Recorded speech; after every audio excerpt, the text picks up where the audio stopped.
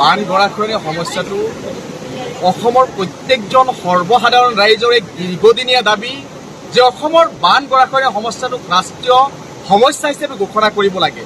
কিন্তু অতি দুখ আৰু পৰিতাপৰ বিষয় এই যে তদানীন্তন কংগ্ৰেছ চৰকাৰৰ পৰা আৰম্ভ কৰি বৰ্তমানৰ বিজেপি চৰকাৰখনেও কিন্তু এই বান আৰু গৰাখহনীয়াৰ সমস্যাটো ৰাষ্ট্ৰীয় সমস্যা হিচাপে এতিয়ালৈকে স্বীকৃতি প্ৰদান নকৰিলে।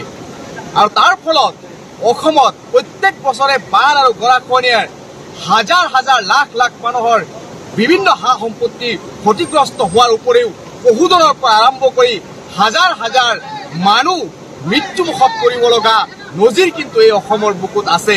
কিন্তু তৎসত্ত্বেও কোনো এখন চৰকাৰে এই বান গৰাখহনীয়াৰ স্থায়ী সমাধানৰ কাৰণে কিন্তু আজি পৰ্যন্ত গুৰুত্ব প্ৰদান কৰা আমি প্ৰত্যক্ষ নকৰিলোঁ। বৰ্তমানৰ পাকাবেতবাৰী সমষ্টি আৰু আগৰ ভবানীপুৰ সমষ্টিৰ অন্তৰ্গত এই কালজাৰ বৰপেটা ৰূপ সংযোগীৰ যি মুখ্য পথ, সেই পথছোৱা 2021 চনত ভাঙিছিল বানপানীৰ ফলত। কিন্তু আজি 2024 চন, প্ৰত্যেক বছৰে বানপানীত ইয়াতে কিন্তু ভাঙি যায়। ৰাইজে নিজাববীয়াকৈ টকা পইচা খৰচ কৰি কিছু আৰ্ট ফিলিং কৰে, কিন্তু আকৌ বানপানীয়ে ভাঙি এইবাৰ চূৰ্ণ বিচূৰ্ণ কৰিলে এই পথছোৱা।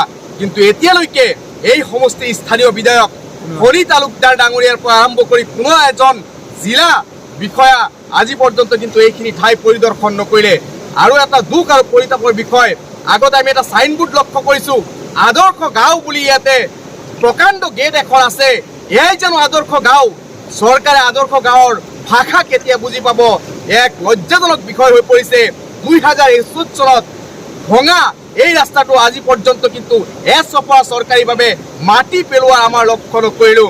গতিকে ধিক্কাৰ জনাইছোঁ এই সমষ্টিৰ বিধায়ক ডাঙৰীয়া, অসম চৰকাৰক, আৰু দাবী জনাইছোঁ অতি সোনকালে বৰপেটা ৰোড কালজাৰ সংযোগী যি পথ, সেই পথছোৱাৰ দুটাকে ঠাইত প্ৰকাণ্ড মানে ভঙা আমি পৰিলক্ষিত কৰিছোঁ। আমি আজি পৰিদৰ্শন কৰিছোঁ, ইয়াতে হাহাকাৰ পৰিৱেশ সৃষ্টি হৈছে। এই মুখ্য পথছোৱাৰে দৈনিক হাজাৰ হাজাৰ স্কুলীয়া ছাত্ৰ ছাত্ৰীৰ পৰা আৰম্ভ কৰি হাজাৰ হাজাৰ মানুহ যাতায়াত কৰে। বিভিন্ন মালবাহী গাড়ীৰ পৰা আৰম্ভ কৰি বিভিন্ন মানুহ এই পথছোৱাৰে যাতায়াত কৰে। আজি সম্পূৰ্ণভাৱে বিকল হৈ পৰিছে। আজি স্থানীয় কিছু যুৱকসকলে মাত্ৰ 2-3টামান বাঁহেৰে কোনোমতে ইপাৰ সিপাৰ কৰাৰ ব্যৱস্থা কৰিছে। এতিয়ালৈকে কোনো প্ৰতিনিধি অহা নাই, এতিয়ালৈকে জিলা প্ৰশাসনৰ কোনো বিষয়ববীয়া অহা নাই, এতিয়ালৈকে ইমাৰ্জেঞ্চি ফাণ্ডৰ পৰা যে ইয়াত এখন হাকুৰ ব্যৱস্থা কৰিব লাগে, সেই হাকুৰ ব্যৱস্থা পৰ্যন্ত হোৱা নাই। গতিকে দাবী জনাইছোঁ অসম চৰকাৰ, জিলা প্ৰশাসন আৰু স্থানীয় বিধায়ক। আৰু এই স্থানীয় বিধায়কক মই ক'ম যে আপুনি অসমৰ ভিতৰত আটাইতকৈ অক্ৰমণ্য এগৰাকী বিধায়ক। কাৰণ আপুনি এতিয়ালৈকে এই হুকমাৰা গাঁৱৰ কোনো গুৰুত্ব প্ৰদান কৰা নাই। আপোনাক এই অঞ্চলৰ ৰাইজে ভোট প্ৰদান কৰি বিধায়ক বনাইছে। নিৰ্লজ্জভাৱে এই হুকমাৰা গাঁৱৰ উন্নয়নৰ প্ৰতি আপুনি পিঠি দিছে। আজি আপোনাক এই ভঙা ঠাইৰ পৰাই মই ঘোষণা কৰিছোঁ, হৰি তালুকদাৰ হৈছে এটা কাগজৰ বাঘ। তেওঁৰ কাম কৰাৰ কোনো দক্ষতা নাই, তেওঁৰ কোনো কৰ্মদক্ষতা নাই। এটাইতকৈ নৃশংসক বিধায়ক যদি আছে অসমৰ ভিতৰত, এই হৰি তালুকদাৰ আছে। মই তেখেতক লাজ থাকিব লাগে। তেখেতৰ সমষ্টিত আজি 21 চনত ভঙিছে আৰু তেখেতে 21 চনত বিধায়ক হৈছে। আজি পৰ্যন্ত এই ৰাস্তাটোৰ কোনো মেৰামতিৰ ব্যৱস্থা নকৰিলে বা এপাক দেখা দি এই ৰাইজক সান্তনা দিয়াৰ তেওঁ সময় নাপালে। গতিকে অতি সোনকালে হৰি তালুকদাৰৰ পৰা আৰম্ভ কৰি অসম চৰকাৰ আৰু জিলা প্ৰশাসনক এই অঞ্চলৰ বানপানীৰ বুজ লৈ এককালীন সাহায্য প্ৰদান কৰাৰ দাবী উত্থাপন কৰিছোঁ আৰু এই ৰাস্তা ঘাটৰ সমস্যা সমাধান কৰাৰ দাবী উত্থাপন কৰিছোঁ।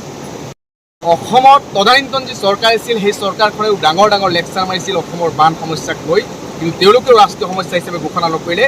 প্ৰতিশ্ৰুতিৰ বন্যা বোৱাই অসমৰ ৰাজপাট দখল কৰা বিজেপি চৰকাৰেও এই বান গৰাখহনীয়াৰ সমস্যা সমাধানৰ ক্ষেত্ৰত এটা পদক্ষেপ লোৱাৰ কিন্তু আমি নজিৰ দেখা নাপালোঁ। আৰু সেইকাৰণেই বছৰ বছৰ অসমৰ অৰ্থনৈতিক অৱস্থা তছ কৰি পেলাই অসমত হোৱা বানপানীয়ে আৰু অসমৰ যি ভাৰতবৰ্ষ বা বিশ্বৰ বুকুত ভাৰতবৰ্ষ বা অসমখন যে আজি এনেকুৱা অৱস্থা, এনেকুৱা দুৰৱস্থা, একমাত্ৰ বানপানী আৰু গৰাখহনীয়া সমস্যা সমাধানৰ কাৰণে। গতিকে ভাৰত চৰকাৰ আৰু অসম চৰকাৰে এই বান আৰু গৰাখহনীয়া সমস্যা সমাধানৰ কাৰণে গুৰুত্ব আৰোপ কৰিবলৈ দাবী উত্থাপন কৰিছে।